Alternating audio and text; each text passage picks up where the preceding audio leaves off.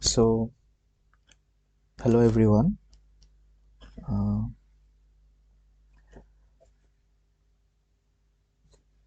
Welcome back to today's live interactive session on geology and soil mechanics. Myself, I am Ashish Chaudhary. I am a research scholar at IIT Kanpur, and throughout this course, as you know, I will be taking 2 hours of discussion sessions every week uh, for the rest of the duration for the whole duration of the course. So. Uh, I hope all of you have got the link to the YouTube channel. Everything was shared to you from NPTEL. So all these lectures, all these videos, all the videos for the interactive sessions will be uploaded there. And also along with we have been provided with the link to the PowerPoint presentations. So you can refer to that anytime, whenever you want, whenever you have any doubt. Uh, so it will be helpful to you. So the main topic of today's discussion is from our week 2 lecture, which was taught to you. That is on soil classification. So mainly we will be dealing with soil classification, and then we will be looking a little bit into the uh, how, like, what forms a soil, like what are the constituents that form a soil. Okay, so let us start. So during the discussion, if you have any doubt, please feel free to interrupt me anytime and ask me anything if you want. Also, uh, also please be attentive throughout the lecture, so it will be helpful to you in the long run.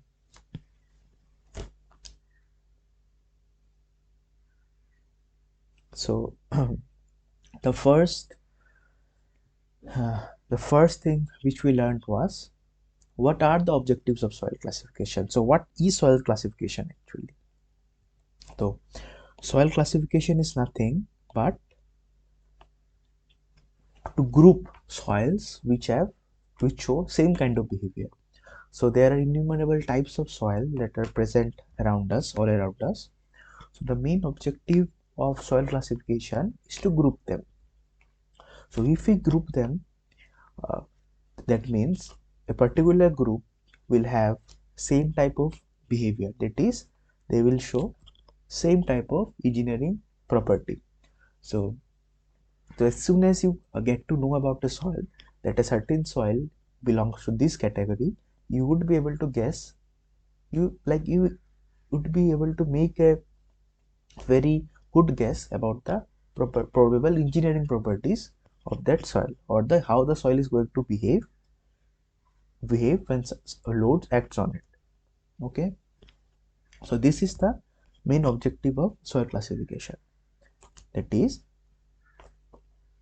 to group soils which show similar behavior, and also soil classification provides us with information about the probable engineering behavior of soil.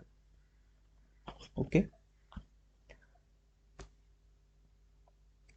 now there are different soil classification systems available. The main, like the principal three important classification systems are the unified soil classification system, that is known called as the USCS system. The next is the American Association of State Highway and Transport Official System, that is the ASTRO system. And the third is our Indian Standard Soil Classification System. So, among this, the soil classification system that bothers us is our ISSCA system. So we will be only focusing into this. Okay.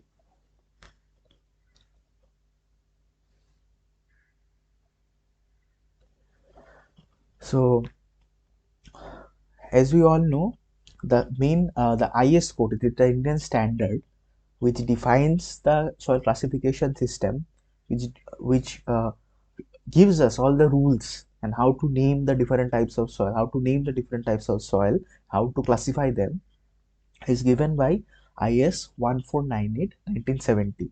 So this IS code gives us our classification system. So this is very important. Okay. I suggest all of you to have a copy of this, uh, or buy one copy of this classification system, this IS code, because you will be needing to refer it like throughout your career as a geotechnical engineer. Okay. uh, so generally what we do is, generally as a geotechnical engineer, the first task is to, whenever we go to a site, we have a particular site allocated to us. So the first task is to classify the soil. Okay. So the first job as a geotechnical engineer is to, the basic task is to classify the soil. So in order to classify the soil, main thing we need to do is uh, main thing we have to do is determine its index properties. Okay.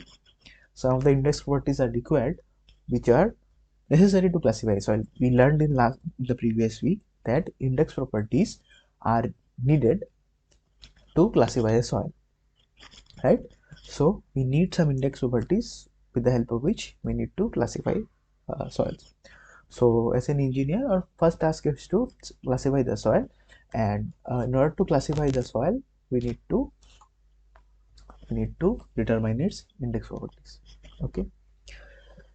Now this table which you see here, this table gives us the types of different soil and the symbol, okay, the symbol or the short form by which we define it in our class during our classification.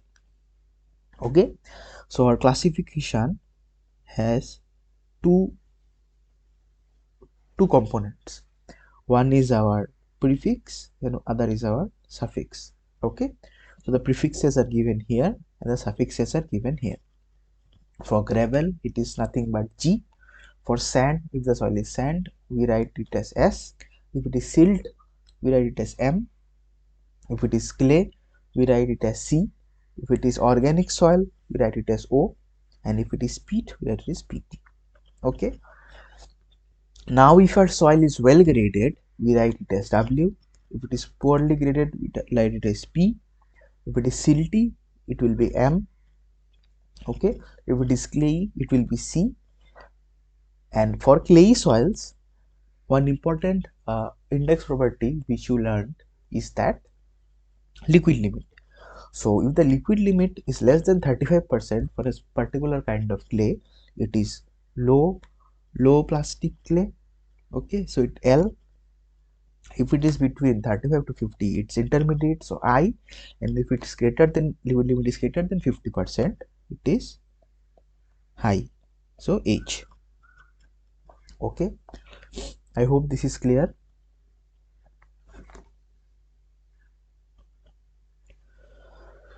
Now for gravel and sand, let us see what are some of the possible classification symbols formed using those prefixes and those suffixes which we learned just now here are available.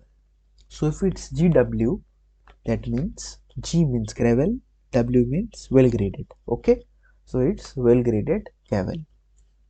GP, similarly, it means poorly graded gravel. GM, it means silty gravel. GC means clay gravel. SW means well graded sand. SP means poorly graded sand. SM is silty sand, and SC is clay sand. So these are the possible arrangements of our prefixes and suffixes that you will be needing to classify coarse grained soil, that is our gravel and sand. Okay, I hope this is clear. Yeah, so yeah, let us see next. Yeah, now for clay and silt, these are the probable possible symbols, which is ML. ML means inorganic silt with liquid limit less than 35%. There is CL, which is inorganic clay with liquid limit less than 35%. Other one is organic soil with liquid limit less than 35%. Other one is inorganic silt with liquid limit greater than 50%. Your inorganic clay with liquid limit 50%, greater than 50%. Then organic soil with liquid limit 50%. At the end we have peat. Okay.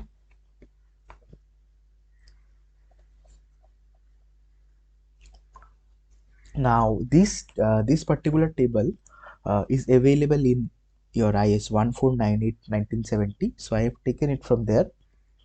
Here all the types of soils are defined. Okay, so first we have the coarse grain component, and then we have the fine grain components. Okay, so coarse grain component, okay, is of four types.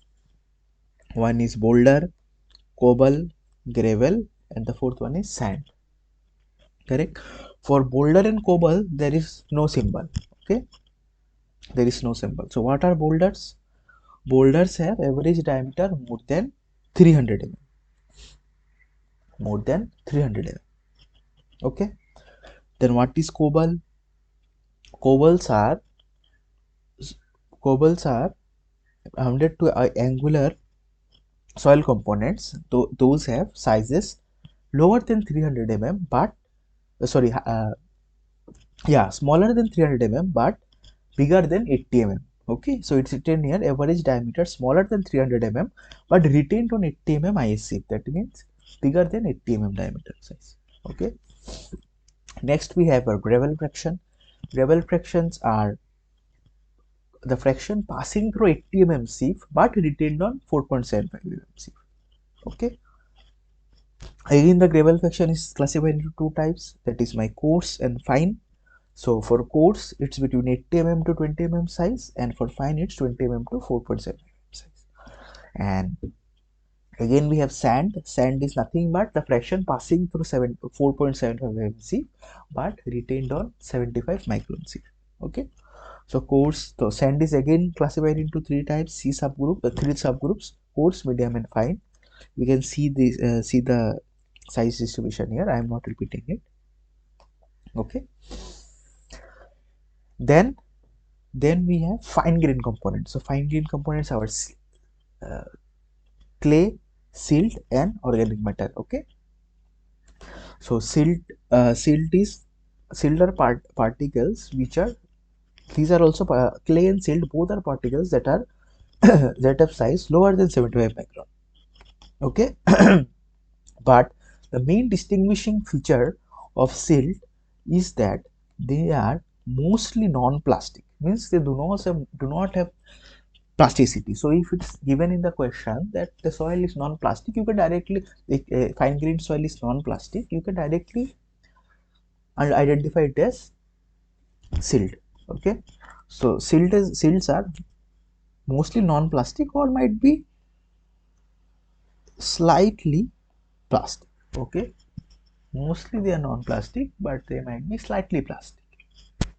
Okay. Then we have clays. Clays are also fraction that are smaller than 75 micron. Okay, and they have some plastic behavior. Okay, they will be plastic. That means the plasticity index will be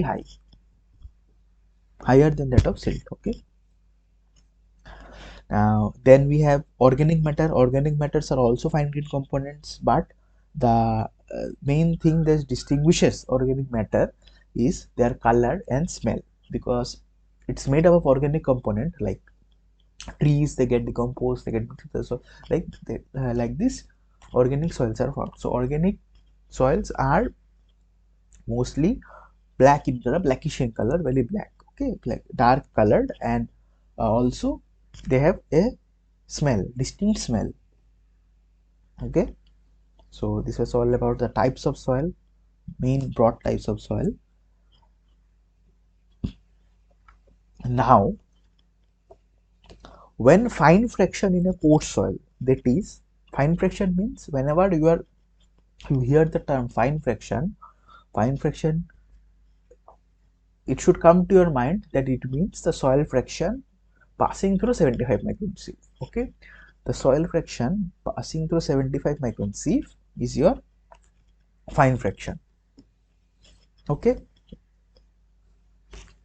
now when fine fraction in a coarse soil, okay, in a coarse soil means the soil is predominantly sand or gravel. Okay, in a sand or gravelly soil, if the fine fraction is uh, less than percentage of fine fraction is less than 5%, okay, then we will classify it on the basis of grain and gradation. That means we will be classifying it on the basis of, first it will be gravel or sand, G or S, and the second part will be well graded or poorly graded. That is our gradation part. Okay, so if the fine fraction is less than 5%, it can be SP, okay, poorly graded sand, or SW, well graded sand. Similarly, GP or GW. Okay.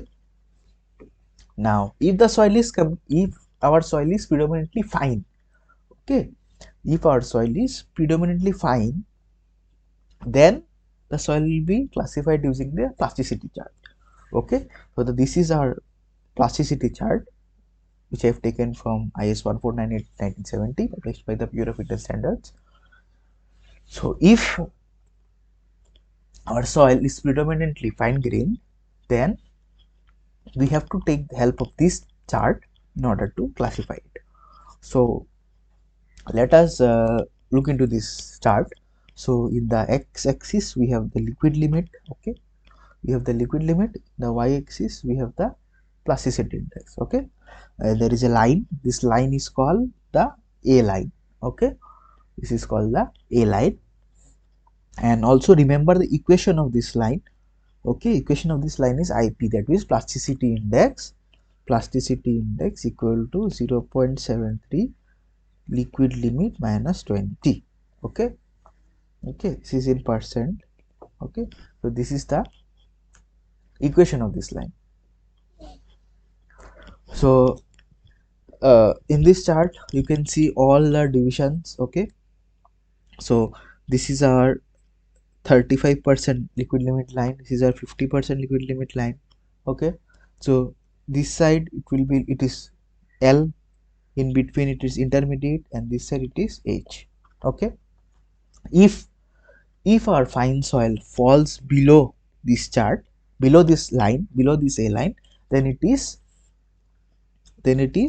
MH or OH, it is sealed, or it will, might be H or I or L, whatever it is. If it is below the A line, okay, if our fine grained soil is below the A line, it is either silt or organic soil.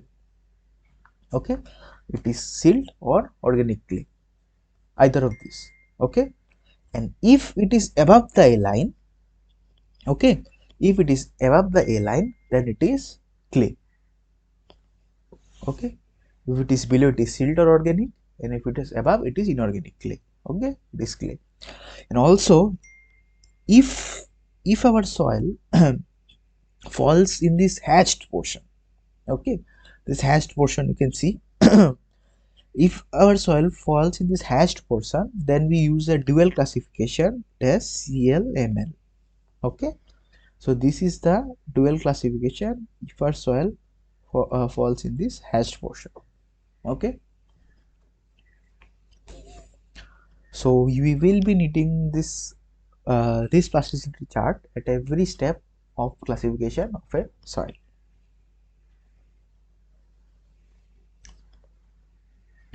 Now, when the fine fraction in a coarse soil is greater than 12%, okay, before our the case was less than 5%.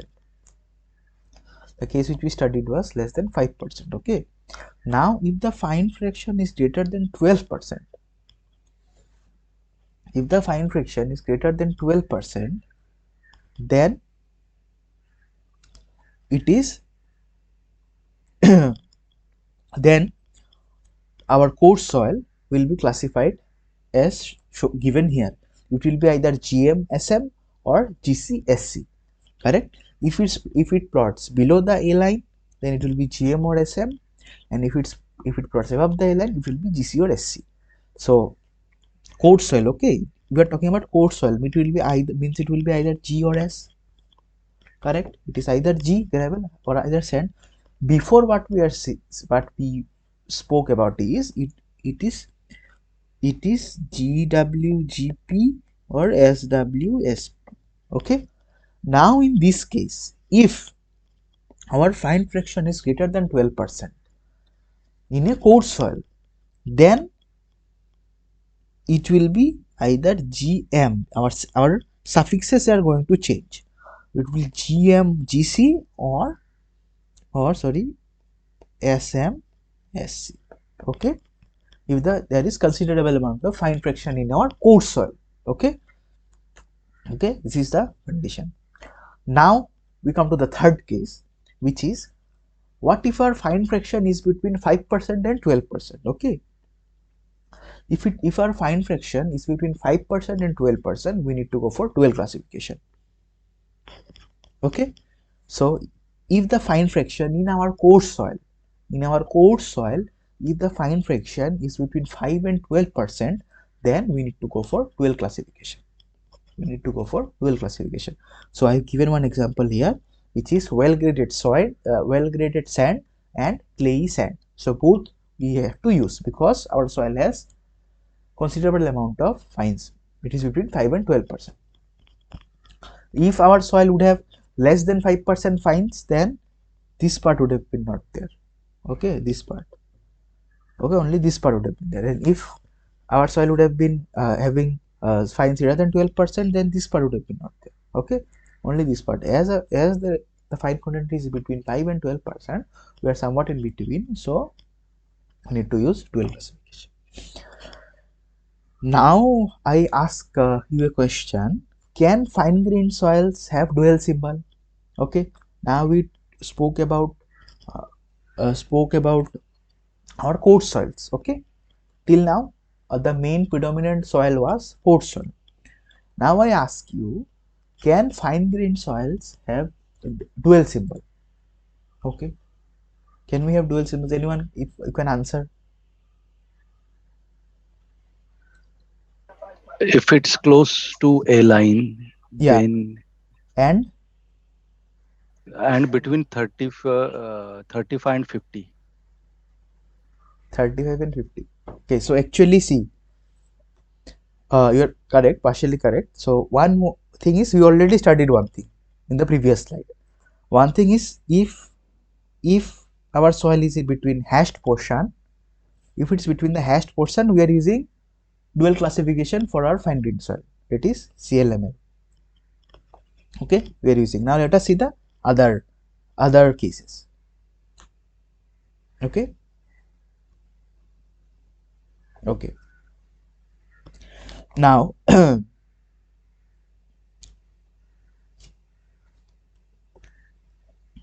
yeah, so let me go to the A line. One second.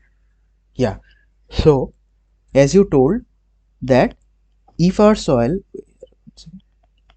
yeah, if our soil is very close to the A line, okay, it's very close to the A line here or here.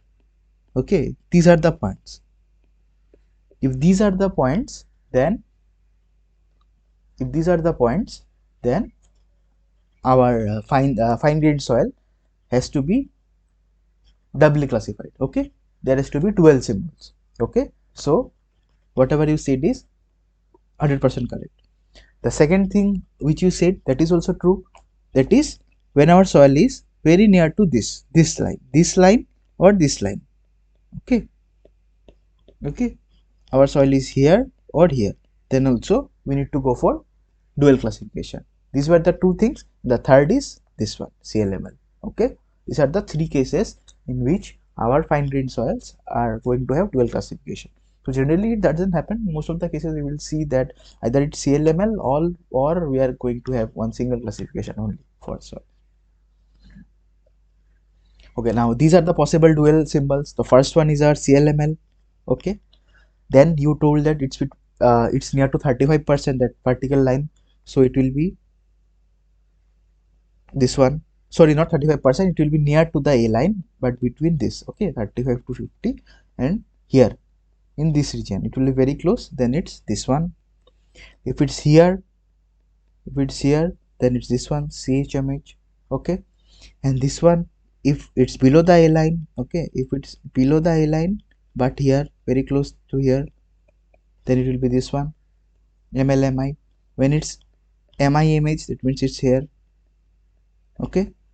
Then CLCI, okay. Similarly, if it's here, then it's CLCI, then here, then CICH, okay. Similarly for also for organic soils, okay.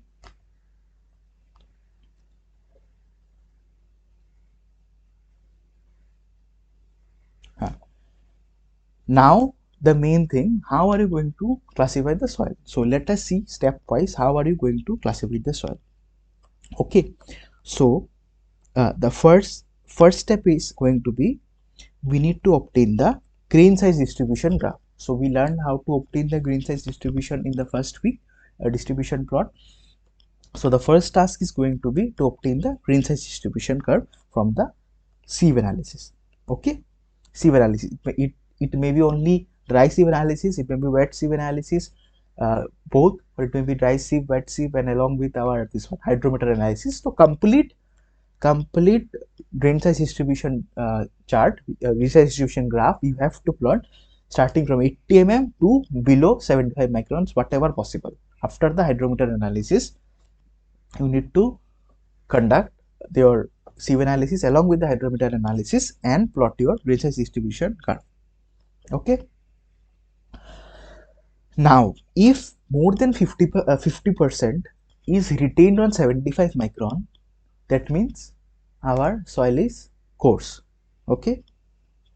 Okay, if more than 50% retained on 75 micron sieve, that means coarse, correct.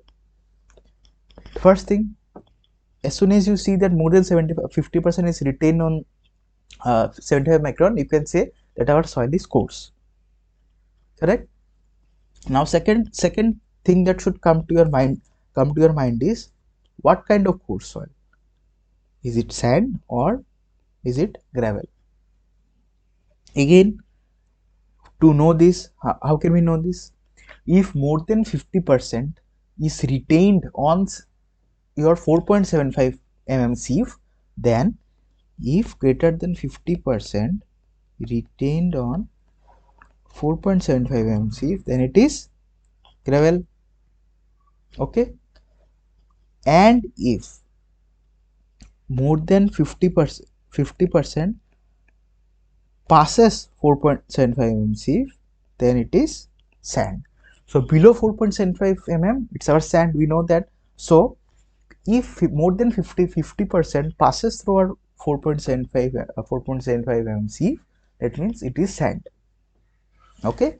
And if more than 50% is retained on 4.75 mm, it is gravel,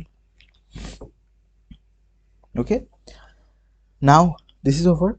Now you know that it is coarse. Now also you know that it's either G or it is S, okay. Either it is gravel or it is sand.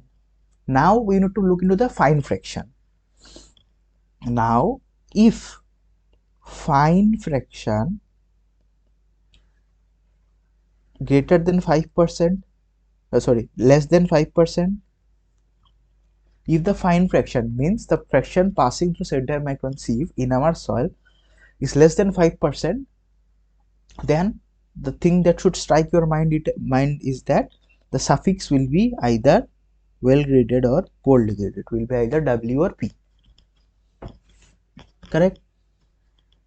Okay, so you need to determine W or P. What you need to do is you need to determine the D10, D60, D30 sizes from your grain size distribution analysis graph, okay, grain size distribution graph, and then you need to determine your coefficient of uniformity and coefficient of curvature, okay.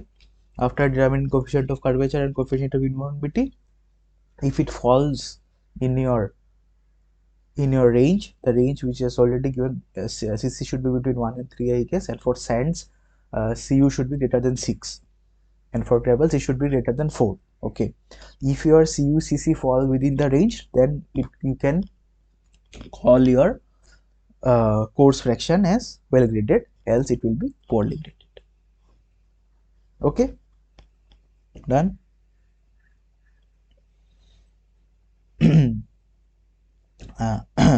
Now next is, if our fine fraction is greater than 12%, if the fine fraction is greater than 12%, then what will be your suffix? It will be either clayey or silty, C or M. So to know C or M, what you need to do now is that you need to do the liquid limit and plastic limit test on the soil. Okay, after doing the liquid limit and plastic limit test, what you will get to know is the liquid limit and the plastic limit, and then from there also you can know the plasticity index. After knowing this, you can plot, you can see where the point flows in your plasticity chart. If it's below the A line, it will be M. If it's above the A line, it will be C. So like this you can find out the suffix of your nomenclature. Okay, it will be either SC, SM or GC, GM. Correct. Now again, this already we discussed, if it's between 5 to 12%, 5 to 12%, you need to do both. You need to determine your coefficient of curvature and coefficient of uniformity. Also you need to determine your plasticity index and liquid limit, and from there you will know it is C or M, and from the coefficient Cu and Cc, like the coefficient of uniformity and coefficient of curvature, you will know it's well graded or poor graded. Okay, so here it will be dual classification. Done. So now next is for fine. Okay, up to this much our course is over, coarse soil is over.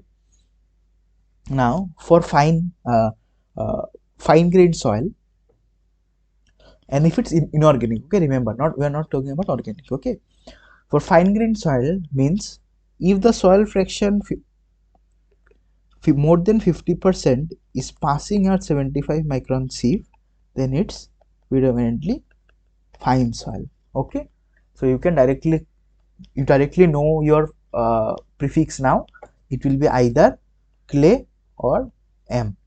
Okay, okay, if 50% is passing through 75 micron, you know that it will be either clay or silt.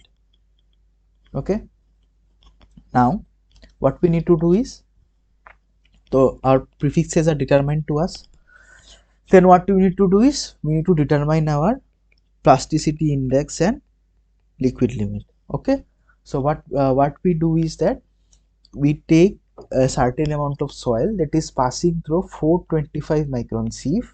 Okay, some amount of soil, and in that 425 passing soil we do the liquid limit and plastic limit experiment to determine our uh, plasticity index and our liquid limit. I already discussed about the liquid limit and plastic limit test in the week 1 lecture.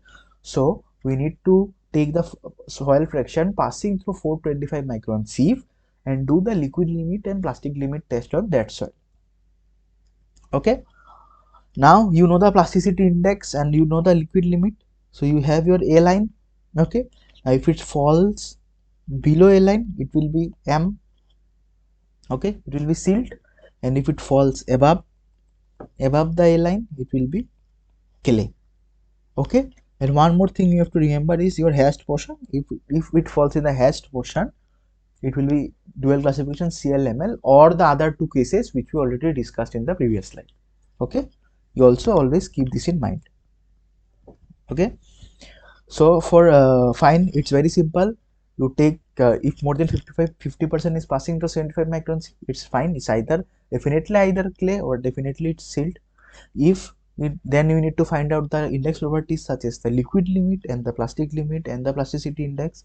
So if it plots below the A line, it's our silt. If it plots above the A line, it's our clay. Okay, now if our soil is for same, if we know that if our soil is of organic origin, means if our soil has a dark color, if it smell some kind of distinct smell, and you know that your soil should be some there should be some organic content, like it's organic soil, you know from this from your observation. And then if it plots below the A line, and then if it plots below the A line, it will be O. O, that is our organic soil. In place of M, it will be O. Okay. So C or M directly you can say from this thing. You can directly say it's C or M. Then you determine this. Okay. Then from there you see where it's plotting. If it's above, it will be C. Definitely it's C. If it's below, it will be M or O. Then you already know the liquid limit of the soil. Then if it's if it's this side, it will be low, Cl. If it's Cr, it will be Ci, and if it's greater than 50%, it will be Ch. Okay.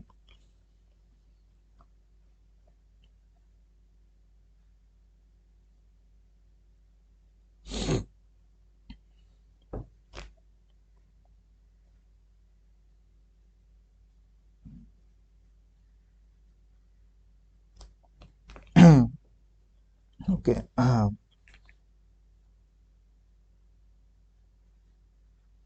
Yeah. Now the critical case. Okay, this is the critical case. So generally 99%, 99.59% chances are that you won't encounter this kind of soil in your career, but still there might be something this. So chances are very very less. Okay, exactly 50% if it's fine. Okay, if exactly 50%, okay, exactly 50% is less than 75 micron, and exactly 50% is greater than 75 micron. Okay, then what we need to do is, this is a like theoretically possible case, but practically it's hardly possible. Okay, it's like almost impossible practically, like 50% fine content and 50% your this 50% coarse content. Then what we need to do is that we need to find out the liquid limit, and then classify it as low, intermediate or high. Okay, Li or H, below 35% L, between 35 50 I, greater than 50 H. And then you assign your dual symbols. Okay, dual symbols like G, M, M, L. That is silty gravel and also low plastic silt. Okay, like this. So this is very very theoretically possible case, but almost impossible in practical life. So this was our last case. Okay, so this ends the main classification part. Okay, up to this it was the classification part, how we classify the soils. First, let me just summarize very fast, very rapidly, whatever we studied. So first we studied was what are the different first we studied why we classify soils. Okay, first we studied why we classify the soils, that is to group them. Okay, so group them and provide us information of their probable engineering behavior. Okay, then we learned about the different soil classification systems. Okay, then we saw this one, our Indian classification system, what are the prefixes and what are the suffixes that we use. Then we saw some probable nomenclature for for coarse soils, that is gravel and sand. Then also similarly for our fine soil, that is clay and silt. Then we defined the different types of soil available here. Okay, as per the Indian standards. Then we came to know about this plasticity chart. Okay, and how to classify a soil based on the plasticity chart. Okay, okay. Then we learned about the dual classification of both fine grained soils and coarse grained soil, and then we learned about the steps for classification. Okay, so just a minute. Okay,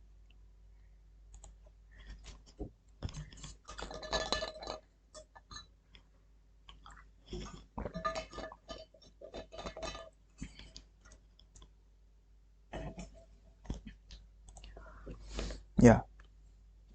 Now the second part of today's discussion is soil structure and clay mineralogy.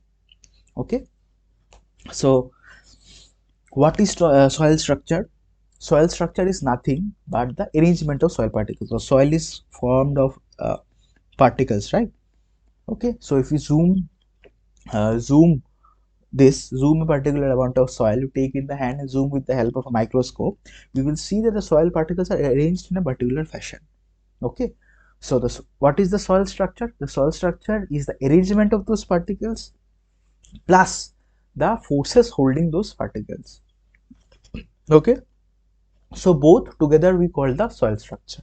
Okay, the soil structure, one part is the arrangement and the other part is the forces that hold those particles together. Okay, this forms the soil structure.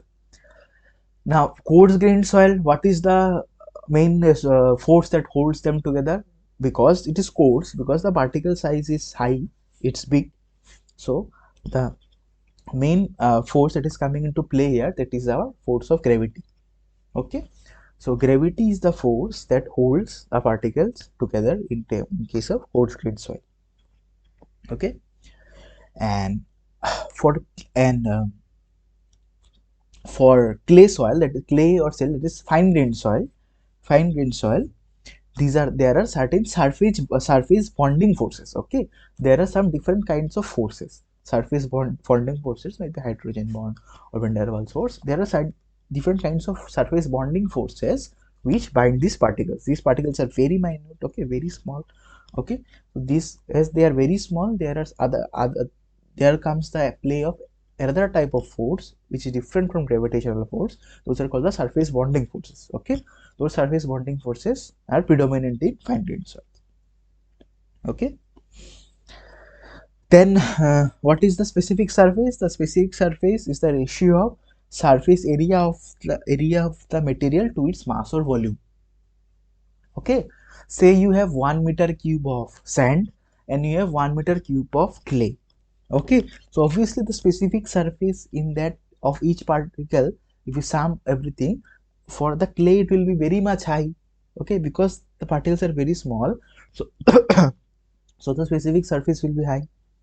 Okay, so this is the specific surface. Now specific surface determines which is dominant, either gravity or surface bonding. If it is high, it's very high, specific surface is very high, our surface bonding forces will be predominant. If specific surface area is very low, our gravity forces will be dominant. Okay, then we have, yeah, now the clay soils are fine grained soils, correct? So there our surface bonding forces are predominant. So clay soils are made up of certain clay minerals. Okay, these clay minerals have plasticity and cohesion. Okay, plasticity, already know what is plasticity. If you take a clay, you can mold it, like you can mold it in any shape, so that property is plasticity. And what is cohesion? Cohesion means the force which binds two particles. Okay, cohesive forces means force between similar kind of particles. And what is adhesion? Adhesion is force between dissimilar kind of particles. Okay, so cohesive forces. Okay, now clay minerals, as they are very small, they are electrochemically active. So that means there is a play of electrochemistry here. So there are the clay particles are generally charged particles. Okay, charged particles.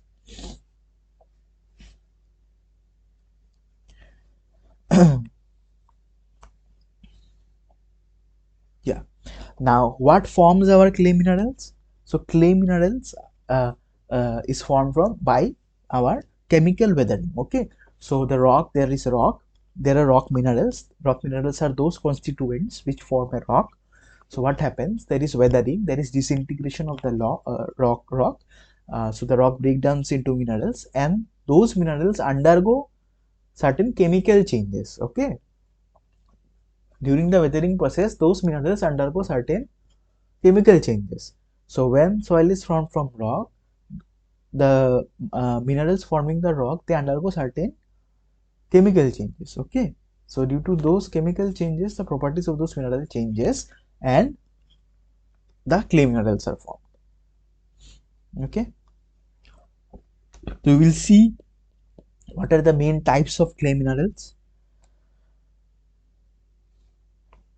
So the clay minerals are divided into three groups. Okay, based on their crystalline arrangement, means the arrangement of their crystal. the clay minerals are divided into three groups. The first is our kaolin, second is montmorillonite, and the third is elite. So these are the three groups, okay, three groups which form the clay particles. Okay. Now these three minerals are again formed by two fundamental crystal sheets. That is a tetrahedral or silica sheet and octahedral or alumina sheet. So our clay is formed from kaolin, montmorillonite or elite, Km or I, and this Km or I is in turn formed from tetrahedral sheet and octahedral sheet. Okay, so this is how a clay is formed. Clay is formed. Okay, now the stacking, nature of bonding force, and the metallic ion in the lattice differentiate them. In the stacking of this tetrahedral and octahedral sheet, the bonding forces between the sheets, okay, and the presence of some metallic ions in between the sheet in the arrangement of sheet. So in between the sheet, if certain metallic ions are present, these three things form these three types of clay minerals: kaolin, montmorillonite, and elite. Okay, the arrangement. So these are the main uh, things which differentiate this K, M, and I: kaolin, montmorillonite, and elite. Okay.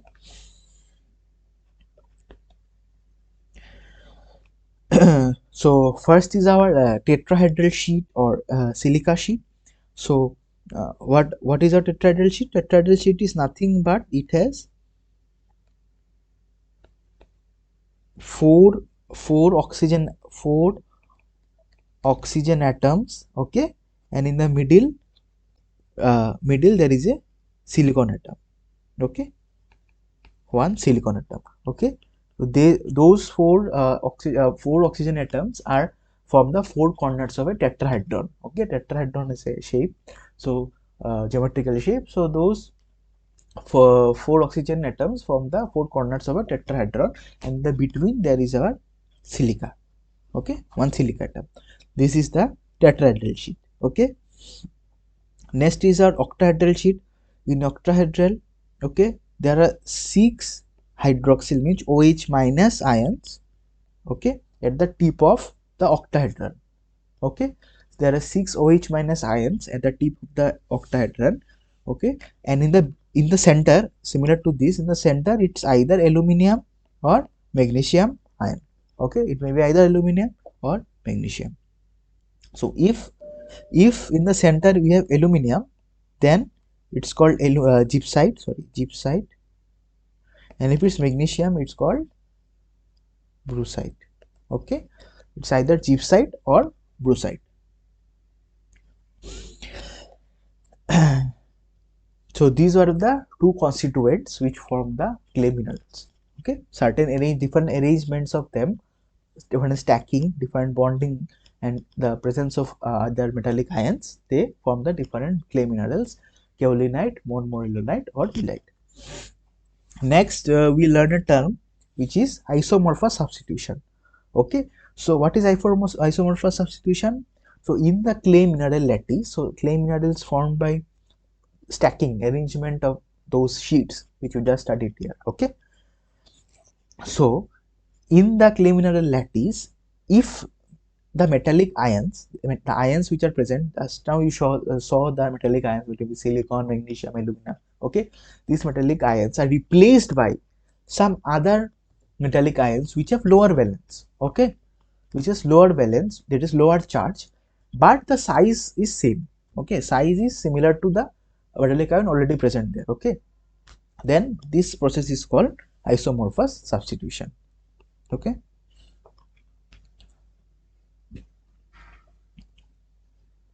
now let us see what is kaolinite. So in kaolinite, what we have is we have one gypsite sheet, and below it we have a silica sheet. Okay, we have a gypsite sheet and we have a silica sheet. Okay, and there is some bonding, okay, bonding material here. below that we have another. So this way it continues. Okay, and the height of each this one is 7.2 Armstrong. Okay, so this is our kaolinite, correct? So the main thing in kaolinite is that uh, these structural units, so these are the structural units, right? So these structural units are held together by, sorry,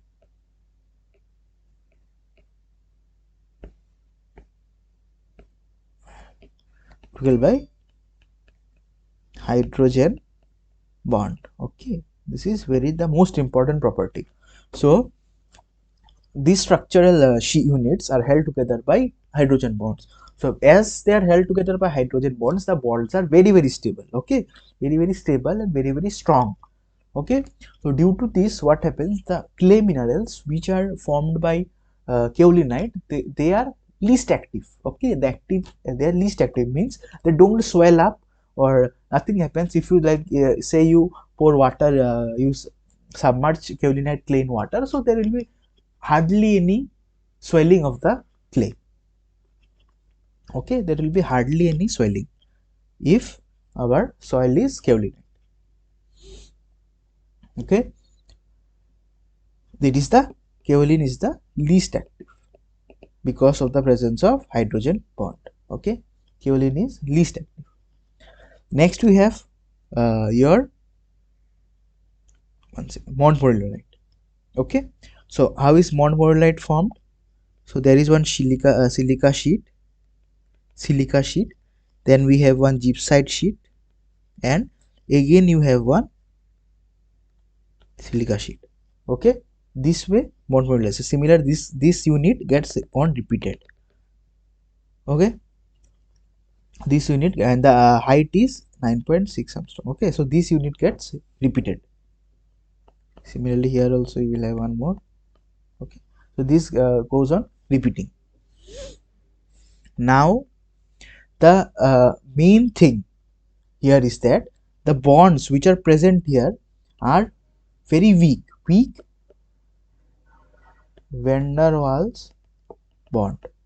Okay, the bonds are very weak.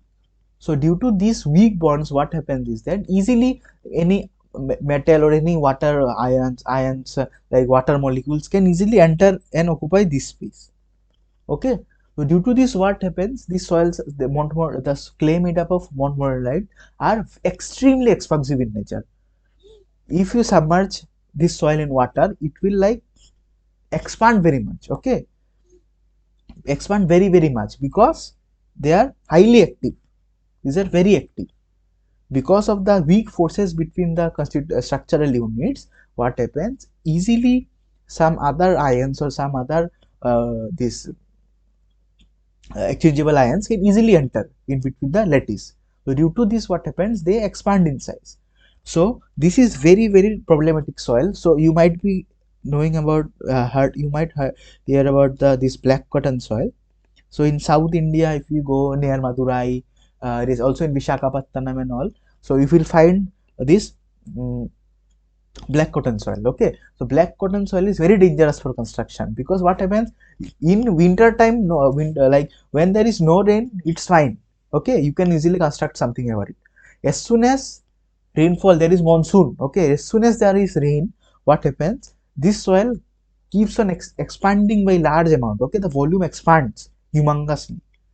Due to this expansion, what happens, there are failures of the this failures of the structures built over it. So these montmorillonites formed highly expansive clays. So expansive clays form a very big part of research topic like in our geotechnical engineering. So like huge amount of money is like been put in the research of expansive clays because the time and uh, many big like engineering projects have failed due to this expansive place. Okay, so this montmorillonite is very problematic. Okay, the presence of montmorillonite means danger, you cannot construct anything. Okay, so I don't remember actually the name of the project. So there was some railway project, okay, where I forgot. So railway project in India only. I forgot the location. So what happened was that due to this black cotton soil, the railway track completely got submerged. Okay, so what the engineer suggested was that to like stabilize, either to stabilize, but the stabilization also like there are certain chemical methods. Okay, there are some certain ways by you can mix something. Okay, like lime or something you can mix to this clays consisting of Mont right? So if you mix those chemicals, what happens? The expansive property gets reduced. So what happens? So the engineer suggested is either you treat it or either you completely remove. So what happened? The railway what they did was they completely excavated the amount of like huge excavation was carried out, and they completely removed the black cotton soil. They again they filled it, compacted it, and about that they uh, built the railway track. Okay, so this is very like problematic kind of soil. Okay, so because easily water can enter and it can swell, and also as the water goes, as the season becomes dry, it can easily shrink. So any construction about it will get damaged 100%. There is no option, there is no chance. So you should avoid this kind of soil, or you should know that this place has this kind of soil, so I should treat it before the construction. So see, nowadays we don't have space, right? There is space crunch everywhere. We need to construct, space is limited, we need to construct. So how can we like just leave a certain big area of land? So what we need to do is we need to treat it. So there are certain stabilization method, ground improvement methods which you can use, which you this you can study in the ground improvement techniques chapter or your course also. So there are many techniques using which we can improve this kind of soils. Okay, and then you can construct.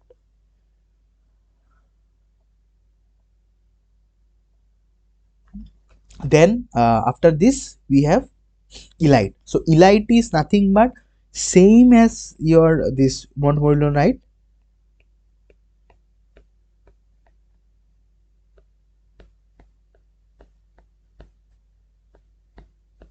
Same as Montmorillonite. Okay, this is silica sheet, this is gypsite sheet, then this is again silica sheet. But in between, before there was completely your van der Waals forces, now you have a substitution by potassium here. There is potassium, presence of potassium ion here. Okay, so due to this, due to the presence of potassium, so the soils are more a little bit less active than montmorillonite. So it is higher, more active than kaolinite, but less active than montmorillonite. Okay, so if you arrange it, so most expansive is your or active is your montmorillonite, then is your elite, and then is your kaolinite. Okay,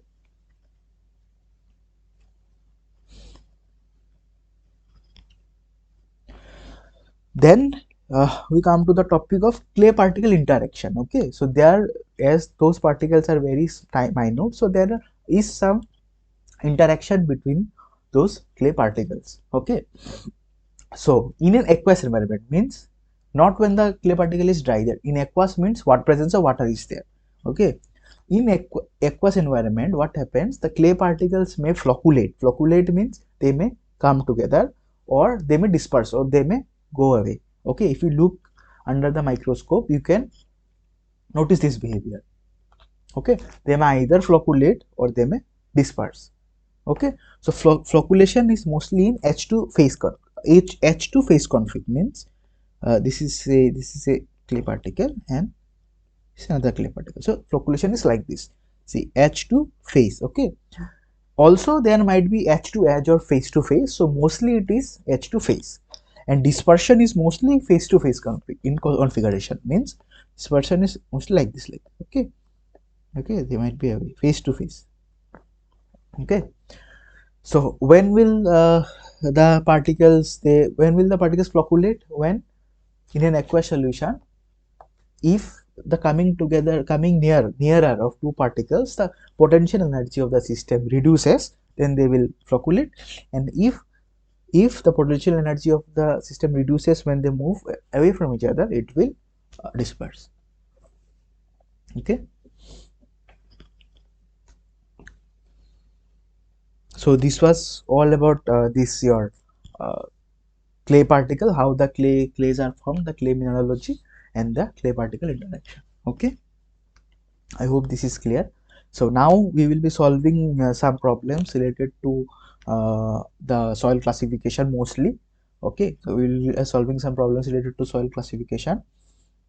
So it will be good like if you can solve together. Okay, so it will be helpful to you also. These are very easy problems, so we can easily like do it together. So the first problem is, from the grain size distribution data given below, classify the coarse soil. Okay, classify the coarse soil. So first thing that is mentioned is that our soil is coarse soil. Okay, that means the soil is either sand or is either it's either sand or it is either gravel. And also some information is given in this table. Okay, so I request you to please try and solve it. So okay, it's very easy, so you can easily solve it, or at least you can like tell me what are the steps.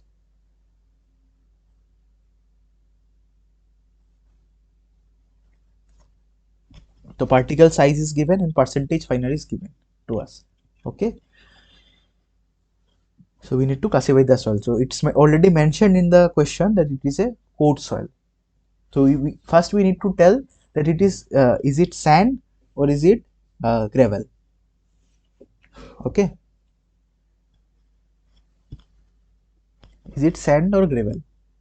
If anyone So can, it's gravel how is it gravel?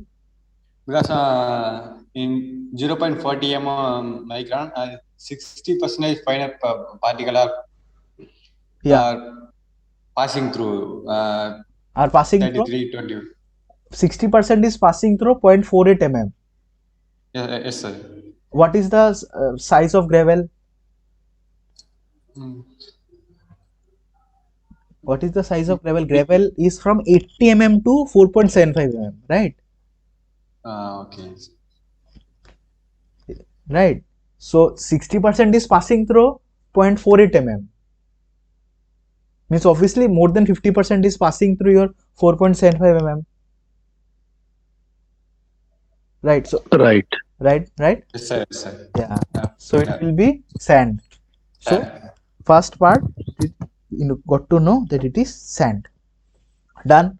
Now now we need to tell that whether it's a well graded soil. See, nothing is mentioned about the fine, like we don't have data here, right? So let us assume that less than 5% is finer than 75 micron C. Okay, okay, let us assume this. Less than 5% is uh, passing through 75 micron C. Okay, so first we identified that this is sand. Now we need to tell whether it's well graded or poorly graded. Okay, okay, now you need to answer the second part, if it's well graded soil or poorly graded soil. So please tell me what we need to find out. We need to find out two parameters, right? So what are those two parameters to call the soil well graded or poorly graded? What are the two parameters?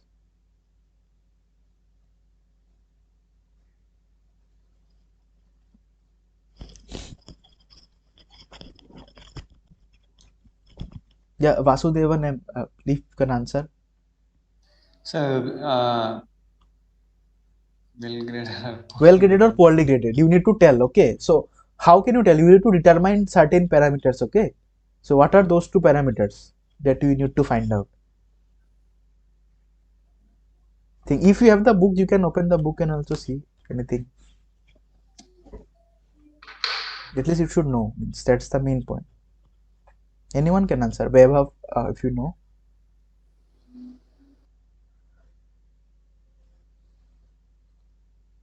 How to know that the soil is well graded or poorly graded?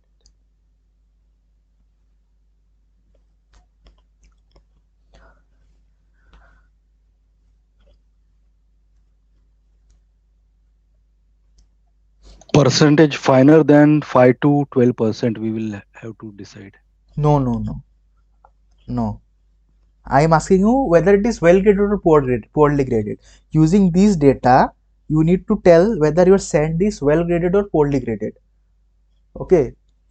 How can you call that well graded or poorly graded? 5 to 12%, nothing is coming into the picture here. C. To call it well graded or poorly graded for coarse soil, what we need to do? We need to determine the coefficient of uniformity and coefficient of curvature, Curvature. Okay. isn't Yes, it? sir, yes, sir. I Yeah. forgot. We need to find out the coefficient of uniformity and coefficient of curvature. Okay. So to determine the coefficient of uniformity, what do we need? We need D60 and D10 size. And to determine the coefficient of curvature, you need the D30 and D60 and D10. Right? So what is our D60 size? If anyone can tell me, what is the D60 size?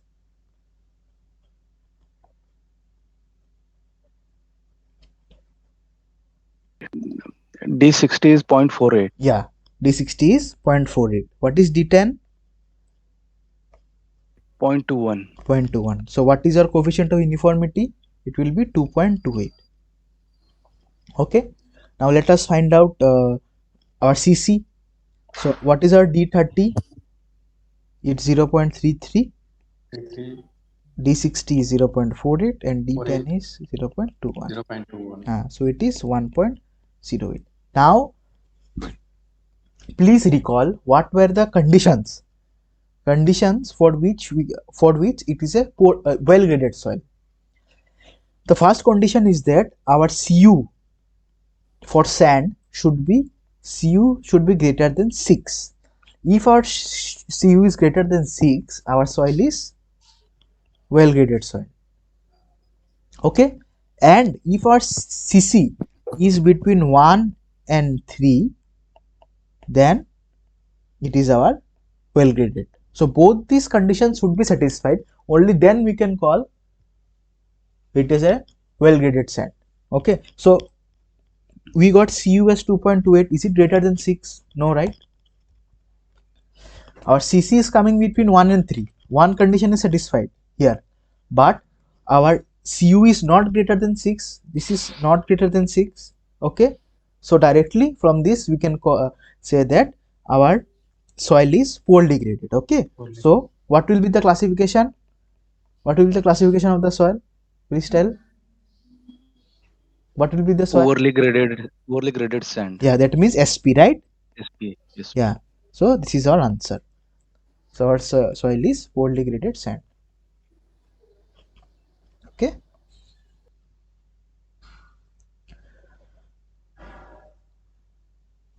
So now let us go to the next problem. So the next problem, it is given that from the sieve analysis data, classify the soil. Okay. So this data is given. So sieve size is given and percentage finer is given. Okay. So by looking at this data, please tell me what kind of soil it is. Is it fine soil or is it coarse soil? First of all, tell me this. It is fine or it is coarse? It is a fine soil or it is a coarse soil? Fine sand. How fine sand? How fine what? Fine soil. I am asking you fine. It is fine soil or coarse soil? Fine soil. How fine soil? More than 80% passing through 4.75. More than 50% should pass through 75 micron. Only then it is fine soil, right? Sir, this is course side. Yeah, it is coarse soil. And Where what?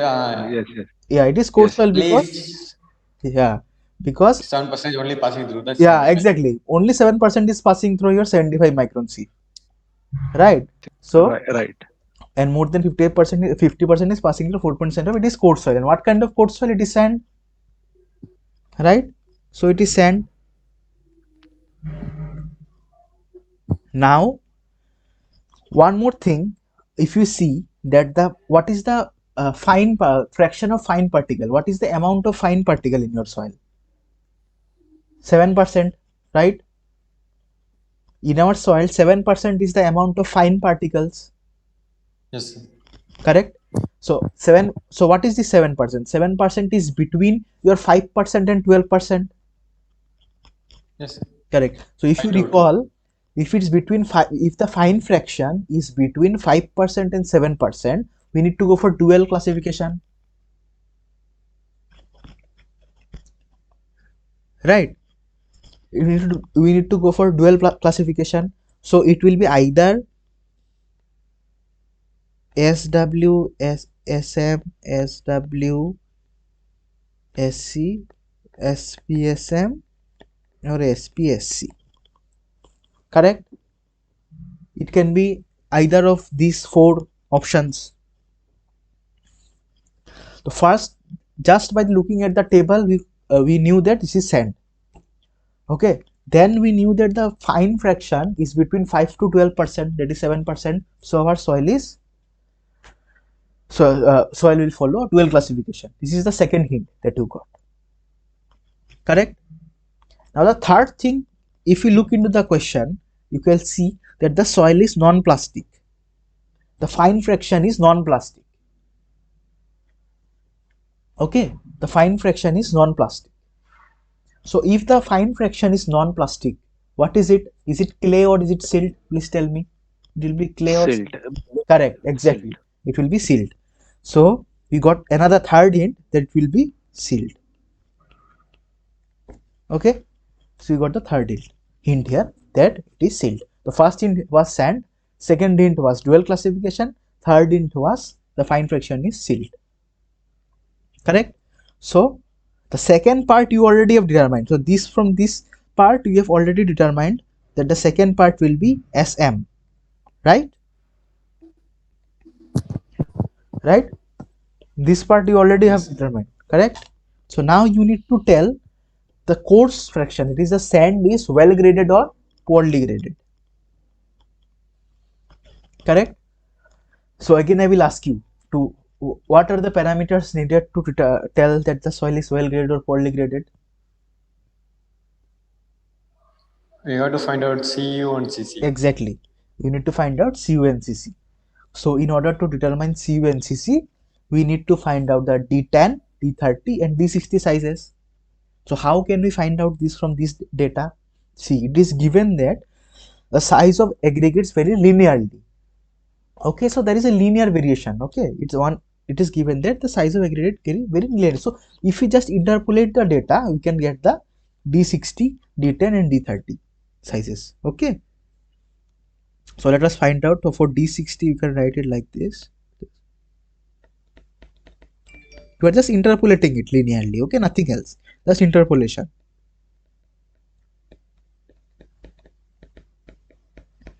So from here you will get D60 is equal to 3.47. Okay, again similarly we can find out our D30, that is 80 minus 7 by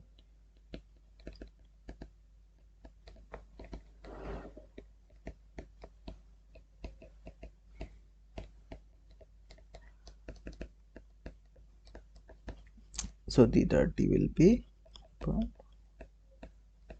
So similarly again, if you find similarly in the same fashion you can calculate the D10 sizes. Please calculate the D10 size. Okay, yeah, please calculate, interpolate and calculate in the same fashion, exactly the same way. Please find out the D10 size. Tell me what it is coming. Will hardly take 1 minute. Okay, please find out.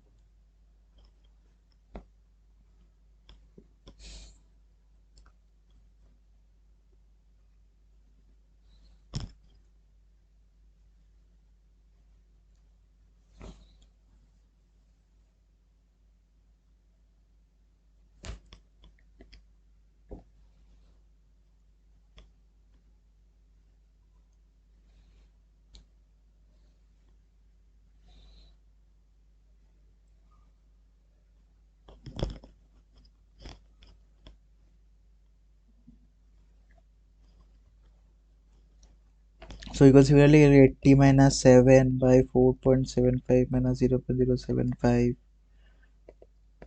equal to 80 minus 30, sorry, So it will be 10, right? 80 minus 10 by 4.75 minus d10. So if you calculate like this, our d10 comes out to be 0.267 mm. Okay, so you got the values. Now similarly you can find our cu value. Cu is nothing but d60 by d10.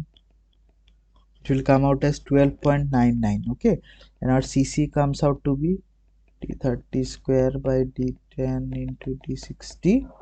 It will come out as 2.59. Okay, so you have the value of cu and cc. Now please tell me whether it's poorly graded or well graded.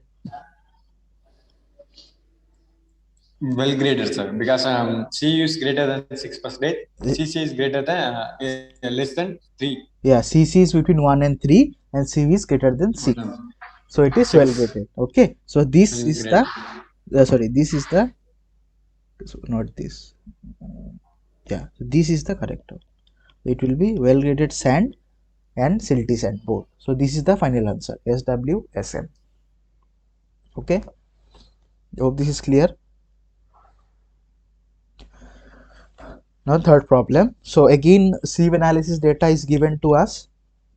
Okay, so we need to classify the soil, and it is given that the total weight of the sample that was used in the sieve analysis is 500 gram. Okay, so sieve sizes are given and weight retained is given, and also the total weight that was used in the sieve analysis, that is given. So can anyone tell me what is the main thing that first we need to determine here? Percentage. You have Yeah, to percentage what? Percentage of what? Our main target is, yeah, retain. retained also, yes, but final goal is percentage final. Okay, you need to Yeah. determine percentage final, so that is the main target. So let us write. So we have sieve size, weight retained, percentage weight retained, cumulative weight retained, and percentage final. Final. Okay, so first is 0 0.6, 0 0.5, 0 0.425. So what is the weight retained? It's 200, 250, and 50. 50. Correct. So what is the percentage of weight retained? 40.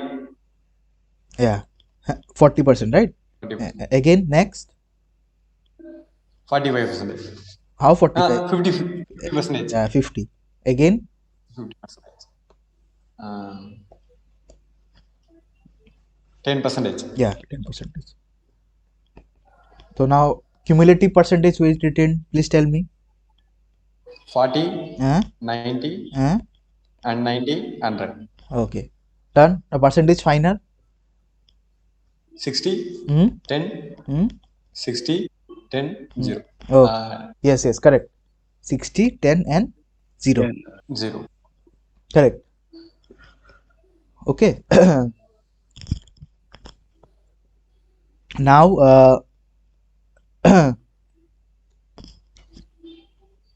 now you can see that more than 50%, is passing through our 0.6 mm sieve.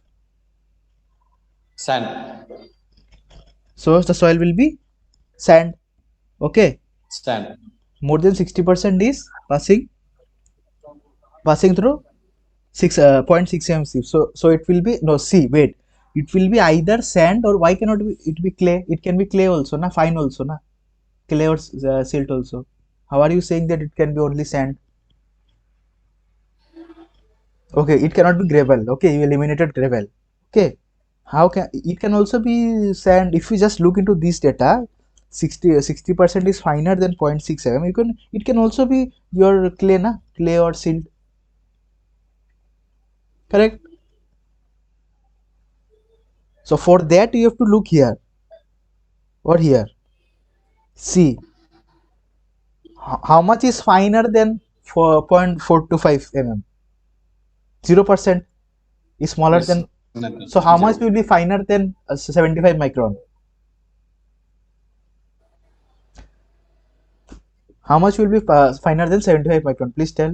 How much will be finer than 0.075 mm? If 0% is finer than 0.425, how much is finer than 0.075? 0. 0. Obviously 0. That means our soil is 100% sand. Sand. Yeah, sand. Now you need to tell if it's sand, if it's poorly graded or well graded. Okay, now sand is confirmed. Okay, now you need to tell poorly graded or well graded. For that, what you need to do again?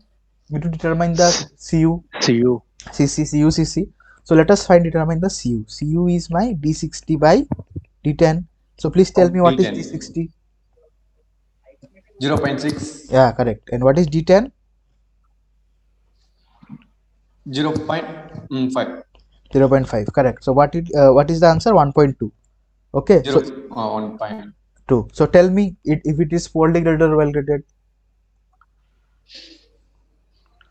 Poorly graded. Why? Because CU is not less than 6. CU is less than Yeah, CU 6. is not greater than 6. Right? CU is Not less than 6. So it will be, the final answer will be poorly graded sand. This is my final answer. Good. Correct.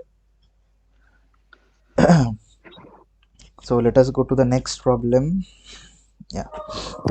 Problem 4. Okay.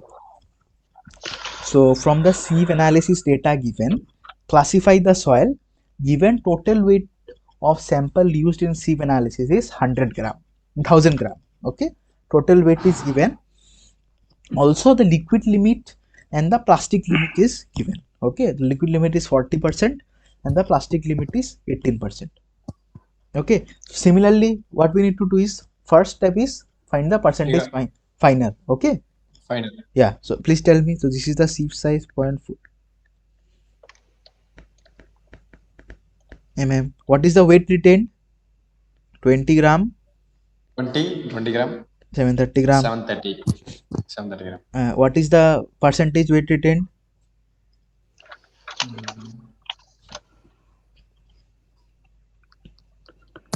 20 divided by 1000 into 100%. 2%. 2%. And next, again 730 divided by 1000 into 100. 200. 73%. 73%. Yeah. Now what is our cumulative retained? 3%. 2%. Sorry, 2%. Na? 2% 2%. and 75. 75%. Correct. A percentage finer? 98%. 98% and 25%. 25%. Correct. Now please tell me, by looking at this data, what is our soil? What should be the prefix of the soil? Is in between 5 to First tell me if it is sand or fine. Sand, if it's sand, or clay or silt. Okay, tell me this.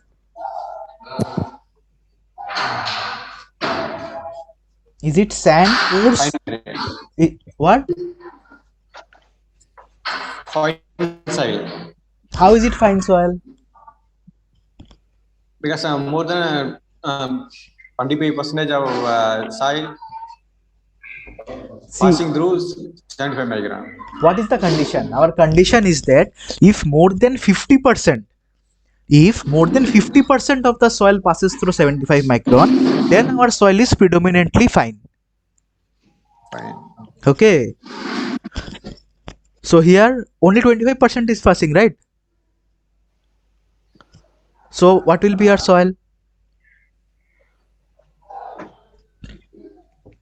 It will be, please tell. Course. Coarse, right? It will be sand. Course. Correct? Yeah. It will be sand. Because less than 50% is passing through 75 microns. If this, in place of 25, it would have been 51, then it would have been our fine. Okay. But it is less than 50%. It is 25%. So it is sand. So first part is fixed. It is sand. Now tell me, what is the fine fraction here? 25%. Correct. Correct. So 25% is more than 12%. Our 25% is more than 12%. Okay, so how should be our nomenclature? What will be the second part? The plastic limit and Suffix will be C or M. Exactly, correct. It will be C or M, clear clay or silt. um, Now you need to determine silt. what will be our suffix. Okay, for that purpose, other information are given to us. It is my liquid limit and the plastic limit. And plastic Okay, limit. okay. So liquid limit is 40% and plastic limit is 80%. Tell me the plasticity index. What will be the plasticity index?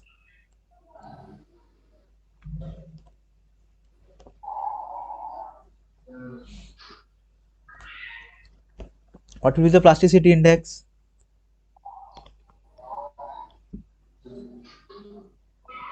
Plasticity index is nothing but what? Liquid limit minus 2.22. plastic limit. Sorry. 40 minus 18, right? It is 20, 22%. 22%. Correct? This is my plasticity index. Now, Yes. now come to your A line. Come to your A line. So what is the equation of A line? Plasticity index equal to 0.73 liquid limit minus 20. Okay, please put liquid limit equal to 40% here and find out what is the value. I will also calculate.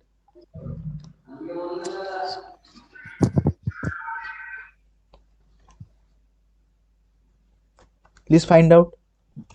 14.6. Yeah, 14.6%. Okay. Our plasticity index is how much? 22%. Okay. Our plasticity index is more than this A line, what you calculated from A line, more than 14.6%. Isn't it? This means our point is above the A line. Correct. This Correct. 14.6 is on the A line. Our value is 22%. It's above the A line. Above the line. Correct. So if it's Yes, above sir. the A line, so one thing you found out that it will be above the line. Again, one thing you check that our plasticity index is greater than 7. Is greater than 7. So this region is not coming. Okay. Plasticity index greater than 7. Correct. So it's above the A line and also it's not falling in this region. So what will be our soil? Please tell me. Clay. Correct. Clay. Clay. So what will be the final nomenclature of the soil? SC. SC means Sandy clay. no, Sandy clay clay. sand, Clay not sand. sandy. Clay Yeah, sand. clay sand. Correct. Okay, so this was basically the course part. Okay, so mostly we're dealing with the course classification. Okay, from next this problem onwards, we will be moving to the fine grain classification of fine grain. So, okay, so classify a clay sample. Okay, it's given in the question that our soil is a clay soil. Okay, so our soil is a clay soil. Correct. So first, already from the question, they in the question only they have told you that the first part, the prefix will be C. Correct. Also, they have given the liquid limit and the plasticity index. Okay. Okay. Now you have to tell me what will be. It will be like C M C sorry C L C I or C H. So please find out and tell me. You have a liquid limit and you have a plasticity index both. CC. It's coming under the clay. No, clay, yeah, clay is final. We already know from the question. Also, you can check that plasticity index is 28%, right? Now, from the A line equation, if we Yes, sir. find out the plasticity index, it will be how much? 0.73, 40 minus 20. It's how much? 14 point something. 14.6. Okay, this is greater than 14.6. So, it is definitely this clay. Now, you tell me, Yes, clay. give me the suffix. It's CL, CI, or CH. Tell me this. CL. Yeah, in between, below that 35%. How below If 35? Liquid limit. See, you have to check the liquid limit. What is our liquid limit here? 40. Then 35 between 50 equal 35 yeah, so it will be intermediate. so it will be intermediate, Ci. Intermediate. So this is our answer. It will be Ci, intermediate clay. Okay, so go stepwise, very slowly, one by one, so like that everything will be clear. Okay, no need to hurry. Okay, do aram se, like don't hurry, be relaxed, go stepwise to one by one, so your answer will be 100% correct. Okay, there is no chance of mistake here. Okay, just a second.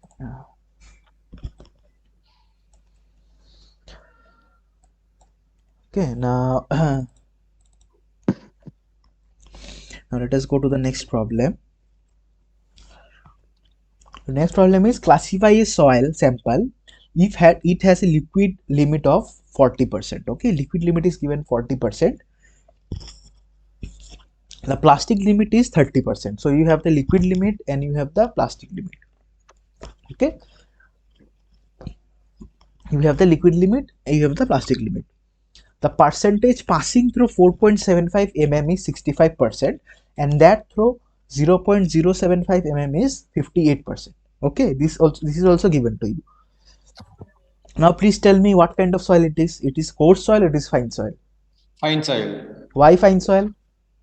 Because of 50% soil passing through 75 micron. Yes, more than 50% is passing through 75 microns. If our soil is a fine soil. Fine soil. Done. So it will be either clay or silt or Silt. organic. Yeah, mostly it will be clay or silt. Okay, C or M. Organic you don't know. Organic if you don't look in at the soil, you cannot say if it's organic or not. Okay, so it will be clay or silt. You are correct. Okay, now it will be clay or silt, right? Now from the liquid limit and plastic limit, please tell me what is the plasticity index? It may be a What is the intermediate clay. no two stepwise? Intermediate. Okay, you are saying it's intermediate clay. You are saying okay. Let us see. Let us see. You are saying it's intermediate clay. Okay, let us see if it's correct or wrong. So what is my plasticity index? Please tell me. 10. Yeah, 40 minus 30. 30 equal 10. 10%. Okay. Now find out plasticity index from the A line. 0.73 liquid limit minus 20. What is it? 14.6%. So not percent actually. This one. Whatever. So 14.6% is our plasticity index. Now tell me if it's clay or silt. Silt. Exactly. Why is it silt? Because it is plotting. It is plotting below our A line. Okay, Below. it will be plotting in this region. Okay, so it is silt. So the first prefix will be M. M. Sorry. Okay, now check one more thing, that if any dual classification is possible, like if this hash region, we are coming into this hash region, no, right? Because our plasticity index is greater than 7, so our hash region is out of bounds. Okay, it is out of bounds from us. Okay, so you don't need to bother about it. So no dual classification. So it is M, right? Our soil is silt. Now you need to tell me if it is low, intermediate, or high, highly plastic silt. Please tell me. Intermediate. Yeah, why Liquid intermediate? limit is Why 40%. 40%? It is between, liquid limit is between 35 and 35 50%. to 50. Yeah, that's why it is Mi. Okay, Intermediate. intermediate plastic silt. Okay, it might be Oi also, correct? From this chart, if you see, it might be Oi also. Oi, you cannot say it will be either Mi or it will be Oi. Okay, it can also be Oi, it can be Mi. Okay, so these are the two probable outcomes. So it is not Ci. It is silt, intermediate plastic silt or intermediate plastic organic clay. Okay.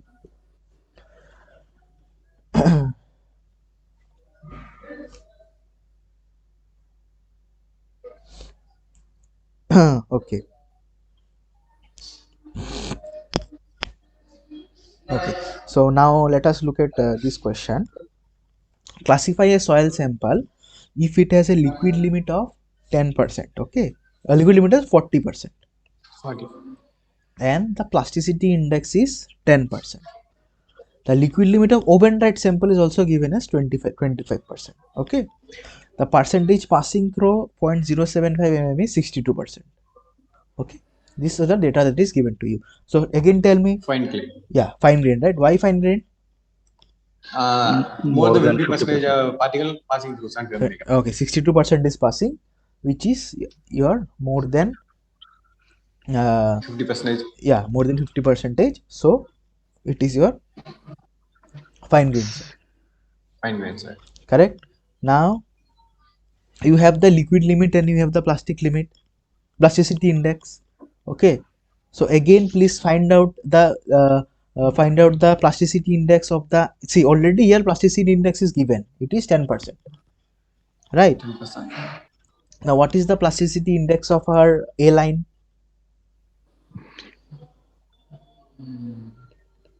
14. Yeah, 0.720 L how minus much 20. how much?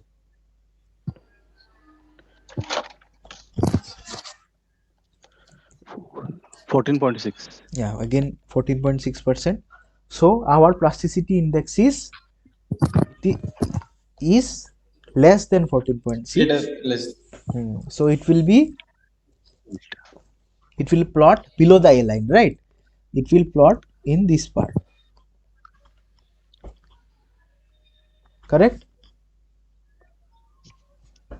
14.6% is, you get the equation of this line, and our plasticity index given is 10%. So it's below our soil is below the A line. So the soil is nothing but either sealed or Or organic. organic, either M or O. Oh. Okay, okay, it is either M or O. Now tell me one more thing, tell me what will be the suffix? I. It will be how much? I, I. because High. 35 to 50. yeah, again our liquid limit lies The between liquid limit is 35% to 50%, so it will be I. Okay, so it will be Mi or Oi, OI. correct? Now see, I have given here one note. Okay, so if the liquid limit of overnight sample, okay, if the liquid limit of overnight sample is less than 3/4 of in situ soil sample, means the liquid limit of overnight sample is less than 3/4 of the liquid limit of in situ soil sample, means just to take out from the uh, like from the site the soil and you do liquid limit test in it.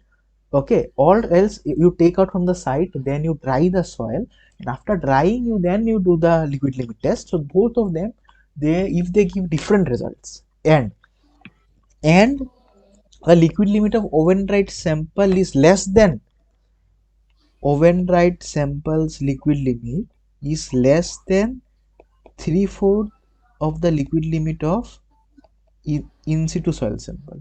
Okay, okay, in situ soil sample, then the soil is organic, else it is inorganic.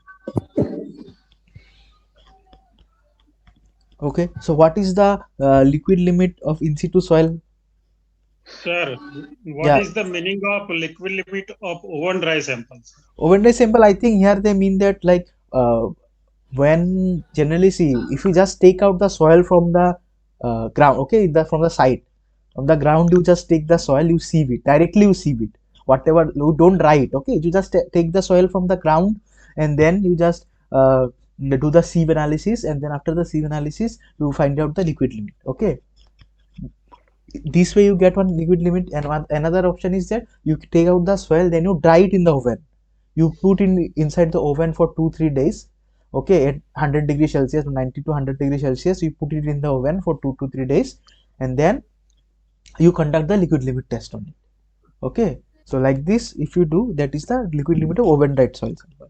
Okay, so if the liquid limit of the oven dried soil if the liquid limit of overnight sample is less than 3/4 of the liquid limit of the in situ soil sample, then it is organic, else it's organic. So now what is the liquid limit of the in situ soil sample? 25%. No, 40%. In situ. In situ means directly 40%. 40%. Okay.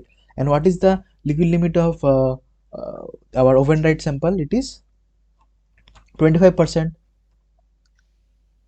Okay. Okay. Now what is 3/4 of 40%? What is 3/4 of 40%? 30%. 30%. So the overnight sample, the liquid limit of overnight sample, it less than 3/4 of the liquid limit of our soil. Okay. 25% is less than 30%. So we can say that our soil is OI. That is our intermediate plastic organic clay. Okay. Intermediate plastic organic clay, organic soil, whatever. Okay. So it is organic. So this is not actually the like that strict test of organic soil. Generally the most distinguishing parameter for organic soil is the color. Okay, the color and the smell. The color and the smell is the main distinguishing characteristic. Okay, other than that, this is one more parameter which should be satisfied for organic soils. Okay.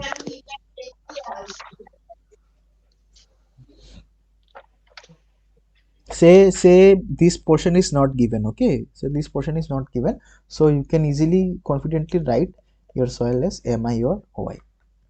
Okay. Now let us go to the next problem. So so in this problem we need to classify a soil sample if it has a liquid limit of 35% and plastic limit of 20%. Okay, the liquid limit is given, the plastic limit is given, the percentage passing through 0.075 mm CV is 20%, and the percentage retained on 0.475 mm CV is 60%. Okay, so please tell me what kind of soil it is, coarse or fine? Coarse soil, sir. Coarse What? soil, because 60% of soil is retained and 4.75 micron. Correct. So mm. so first we said that our soil is coarse soil. Okay, coarse soil. Coarse soil. Okay, now what kind of coarse soil? Sand or gravel? Gravel, sir. Why gravel? The grain size is about 2 mm. No, it is gravel because more than 55% of the soil quantity is greater than 4.75 mm. Okay, 4.75. if the size of the grain is smaller than 4.75 mm, between 4.75 mm and 75 micron, then it is sand. If the size is greater than 4.75 mm, from 80 mm to 4.75 mm, it is gravel. Okay, so here 60% is retained on 4.75 mm, right? So our soil is gravel. Correct? Yes. So we already, out of the two parts, we already know the prefix, that is G. Prefix G. Now we have to find out the suffix. Okay, now tell me what will be the suffix, like in what category the suffix will come. It will be either this or this. One or two. Tell me which one will it be, one or two. What will be the suffix? W or P or C or M? Why two?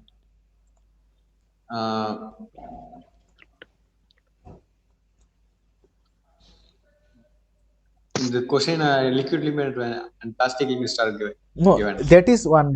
If it's just given to confuse you, what will you do?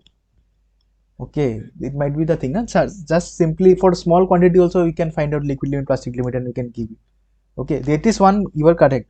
But the main thing is that you can see here that the percentage passing through 75 micron is 20%. Correct? More than 12%. Yes, exactly, correct. It is 20%. This is more than 12%. Okay, so this will be C or M. Correct? Now please tell me what will it be? C, it will be either C or M.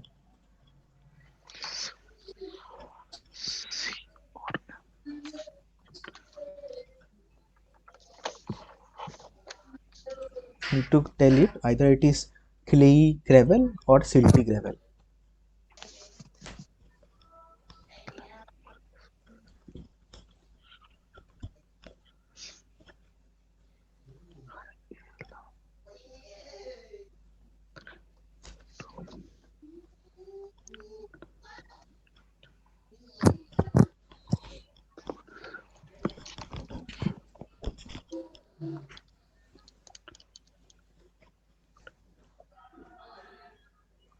So it may be the soils on the A line. Soil is under, A line. means below a line. You are saying here. So it's above A line Okay. actually, because A So it's line under the A line. Okay, let us see. Let us find, first of all, find out the plasticity index. What is the plasticity index? Liquid limit LL minus minus plastic. Liquid minus plastic limit. 35 minus 20. 20. 15%. That is 15. 15%. 15%. 35 minus 20, 15%, right? 15%. 15%. Now let us find out it from our this A line equation. 0.73 Minus 35 minus 20. 35 minus 20. How much? 10.95. So it's plotting above a line, right? Above A line. This is greater. 15% is greater than 10.95, right? So if it plots, one second.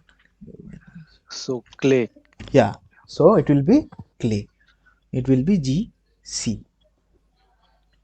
Correct. So do slowly.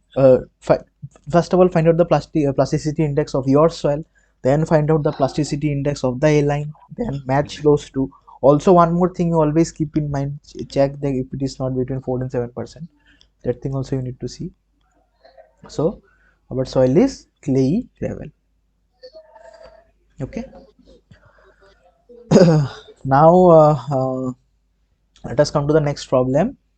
So in the next problem, we need to classify, similarly we need to classify soil like all the previous problems. The percentage passing through 4.75 mm sieve is 98.5%, and percentage passing through 0.075 mm, that is 75 micron sieve, is 35%. Okay. So okay, and also some other parameters are given to you. D60 size is given, D30 is given, the D10 size is given, the liquid limit is given, also the plastic limit is given. Everything is given to you. You need to classify the soil.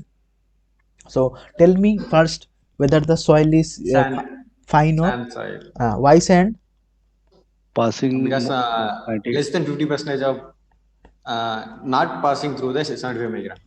Passing this only 35% only passing Passing through through 75 75 micron. Correct. Only 35%, less than 50%, right? So it is less a than coarse soil. 50%. Coarse soil, and the why it is sand? It is sand because 4.75 mm sieve passing through 4.75 mm sieve is 98.5%. Okay, so that is sand. That is not gravel, because most of the soil is passing through 4.75 mm. So our soil is sand. Sand. Correct. Now you need to find out the second part. Now tell me what is the this one? What will be the second part? What should be the second part? More than 12%. More than 12%. So it will be Clay or silt. correct.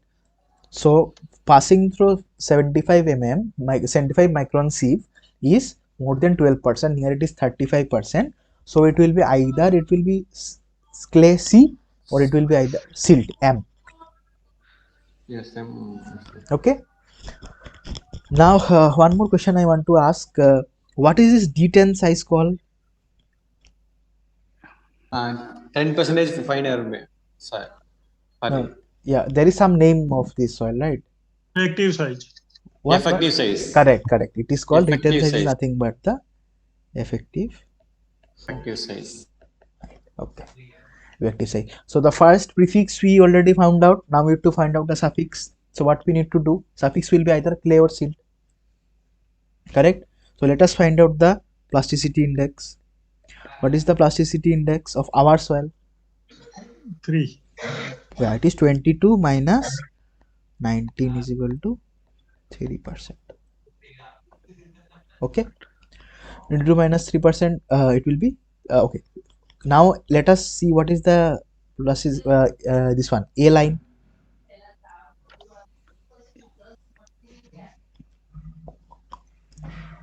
Plasticity index 3% means what? It is very low plastic soil, right? It is very low plastic soil. Plasticity is very low, extremely low.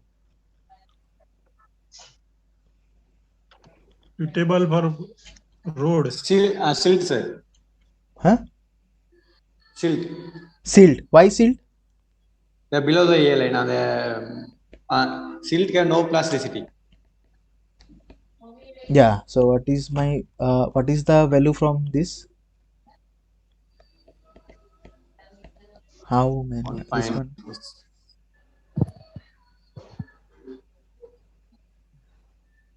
one. See, if we do from here, I think we cannot get, because yeah, this is only valid for, I think, our plasticity. How much is our plasticity index?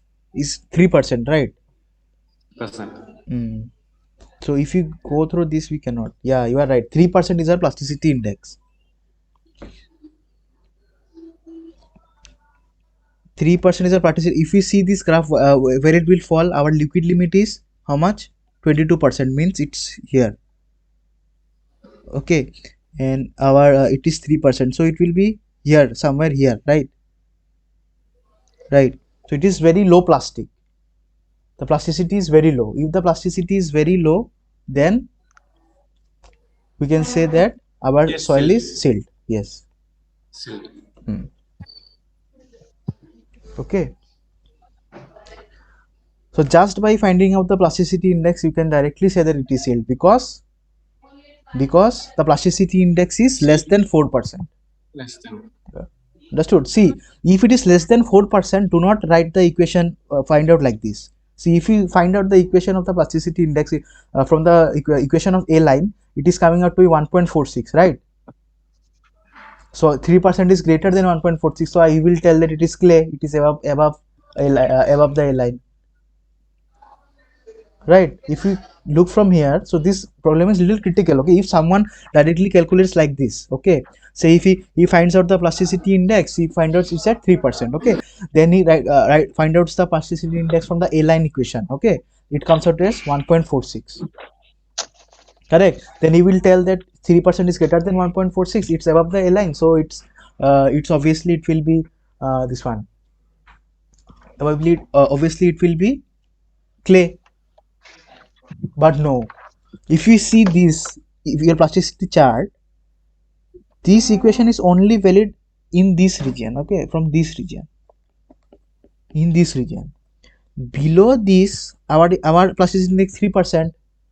So it's written as CMML. So it is silt. 100% it is silt. Understood? That's why we are saying that it is silt. Okay. Let me repeat this one also. See, if you look into the A line, the equation of the A line is this one. Okay.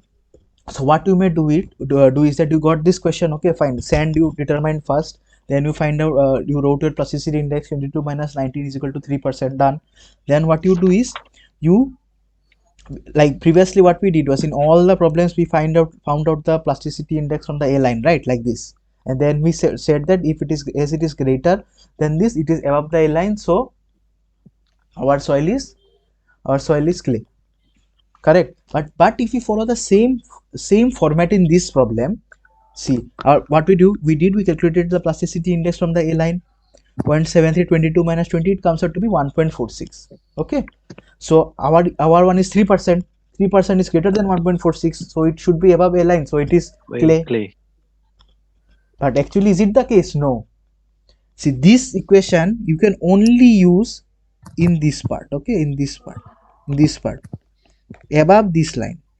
Below this line, below between 4 to 7, below, like in this part, if our precision is 3%, it is below 4%, so it is 100%, it is written here C, it is written here M, so it will be 100% sealed. You cannot say from this equation, okay. So this is very important problem. Many people do mistake in this. Only above, if it above 7%, then you use this, okay. If it comes between 4 to 4 7, and then 7, then it will be SCSM, like this. okay, thank you, sir. Okay, so this is very important. Okay, so we have like completed all the problems from this topic. So one question last week, this was asked during the discussion, that base exchange capacity determination. So okay, so this problem is there, as someone so one of you have told that this problem is there in Gopal Ranjan book. So yes, so this problem is there in Gopal Ranjan book. So I will just solve it again for the convenience. And yeah, I also saw that in the discussion someone had written that it should be none of this. So the TA, your course TA is Sir, I actually, have written, sir. yeah, actually I saw that. So your course TA has replied to you, I think. The course TA is Mr. Gobindo Das, okay. So he's also research scholar at IIT Kanpur. So he's your course TA.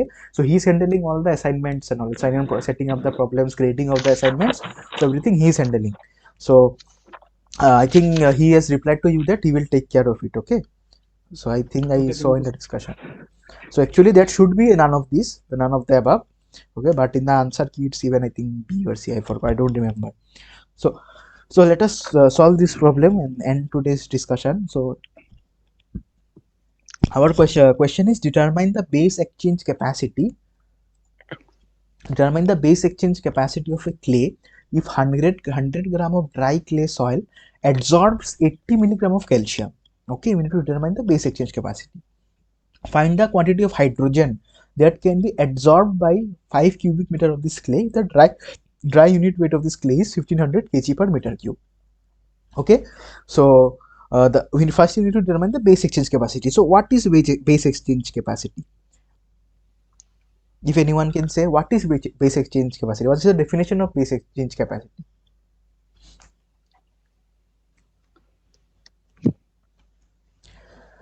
So base exchange capacity is nothing but the ability of clay particles to absorb ions on its surface or edges.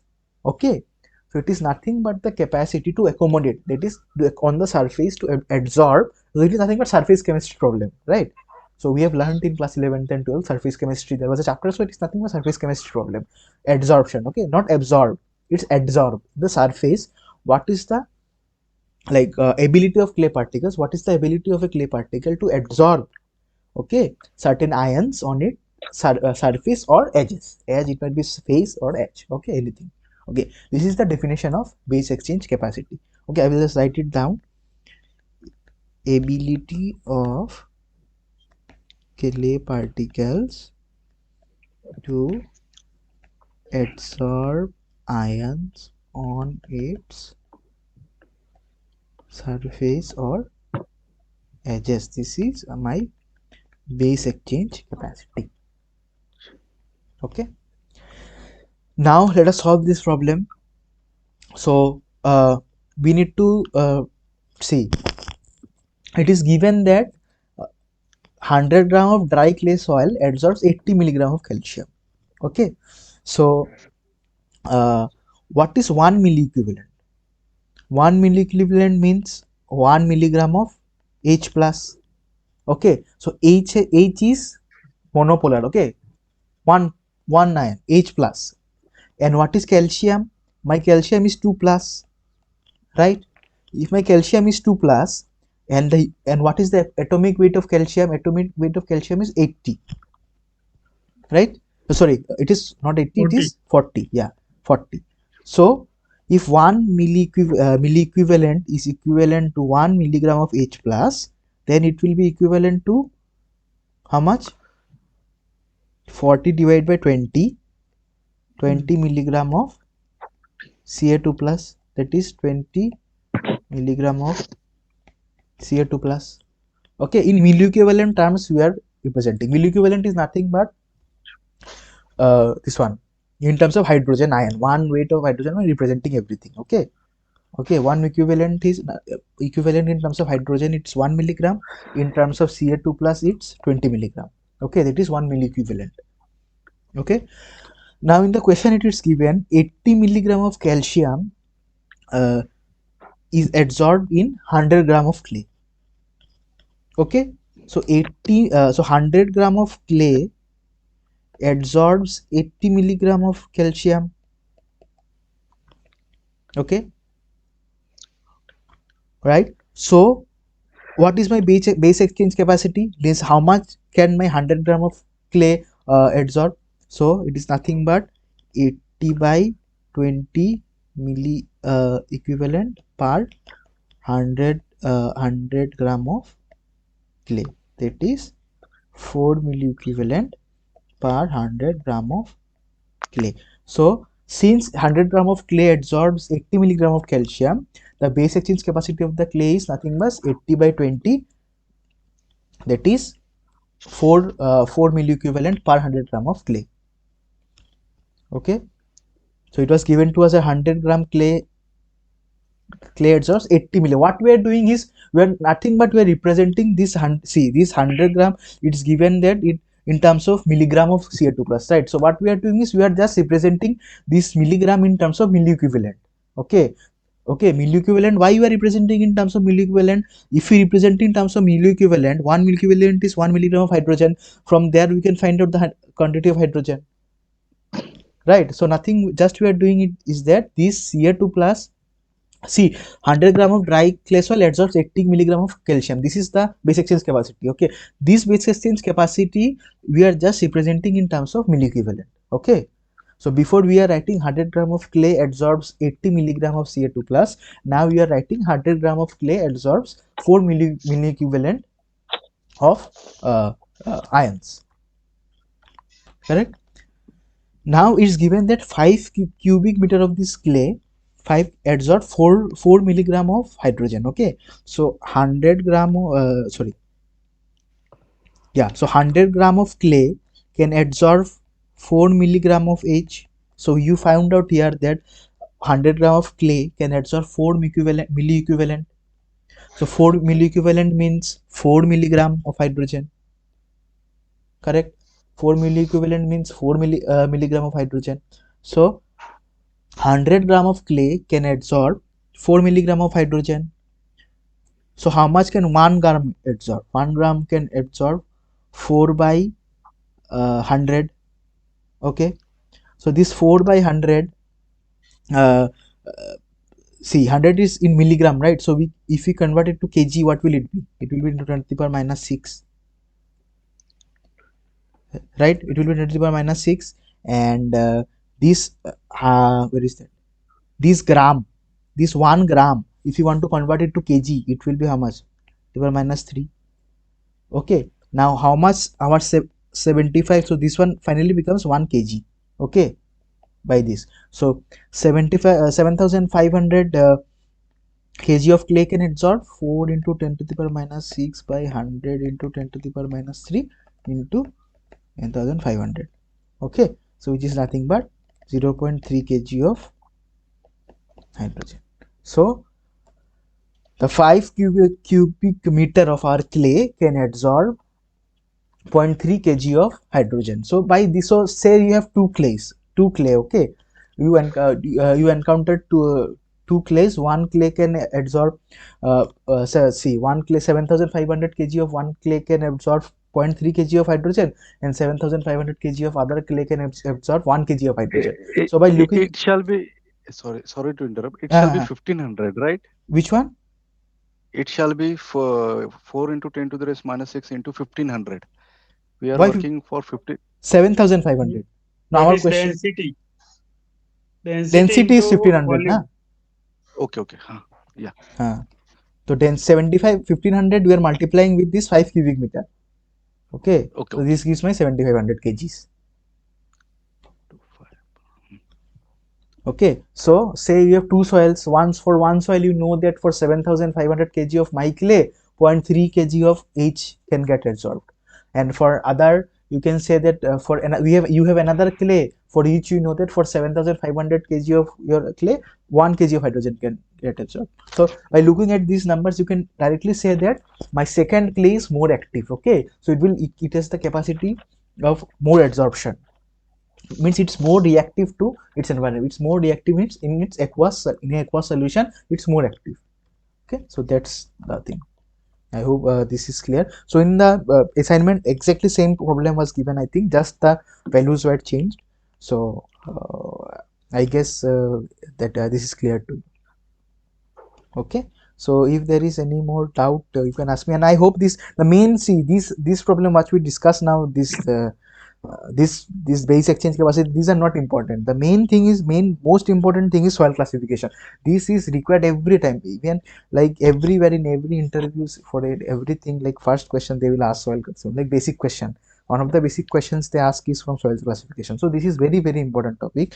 So I hope this soil classification topic is clear to everyone, and if there is any doubt, you may ask me anytime. Okay, so Yes. yeah. Today was more variety on classification. Yeah,